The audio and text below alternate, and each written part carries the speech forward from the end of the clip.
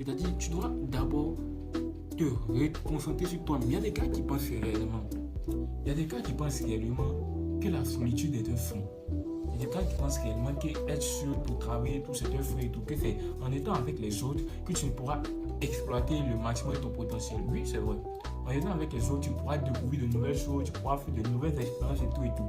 Mais il y a un problème, c'est que les autres vont te freiner dans le sens où les idées des autres ne te permettront pas d'exploiter totalement, d'explorer totalement toi-même tes propres idées. Parce que les autres influeront toujours sur ta manière dont tu penses. Et t'empêcheront toi-même d'explorer tes propres idées. Parce que les idées des autres, si les autres même ont une mauvaise vibe, c'est tout, les idées vont influencer la manière dont tu penses et même te limiter parfois. Si tu as un mauvais cercle d'amis et tout. Alors il faut que tu comprennes qu'il y a des moments dans ta vie où tu devrais être seul. Il y a des moments dans ta vie où tu devras te ressourcer sur toi-même pour te mettre réellement au travail, pour pouvoir te concentrer sur ton travail, pour pouvoir investir réellement ton énergie vers une direction que tu sais toi-même t'apportera vraiment. Parce que moi, je pouvais vivre une solitude de 5 ans en étant en train de travailler et après avoir assez d'argent pour pouvoir vivre, devenir indépendant par mes propres moyens, que vivre pendant 5 ans avec des personnes qui ne vont rien m'apporter, qui ne m'ont apporté aucune idée et tout, avec qui je vais me branler tous les jours pendant 5 ans et après je vivrai au même état qu'avant ces 5 ans là, c'est-à-dire je n'aurais rien accompli de nouveau, rien fait, je serai toujours le même manipule. Tu dois refuser ces personnes qui t'apportent rien. Tu dois refuser toutes ces mauvaises énergies que ces personnes-là envoient chez toi.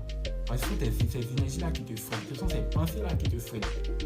Refuse la manière dont ces personnes-là pensent. Si même il faut que tu sois seul, sois seul. Tu ne vas pas entrer en dépression.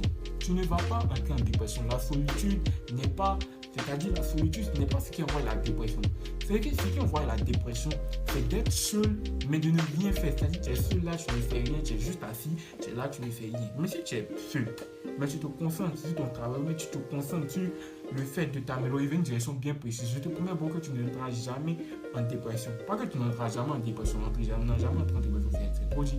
Mais ça te sera très difficile d'entrer en pleine dépression. Et ça te sera aussi très difficile d'envier les autres parce que tu seras convaincu que grâce à ton travail et à l'énergie que tu mets dans ton travail tous les jours, tout ce que tu fais, l'énergie que tu mets tous les jours dans toutes les actions que tu mets au quotidien, tu peux réellement tout acquérir.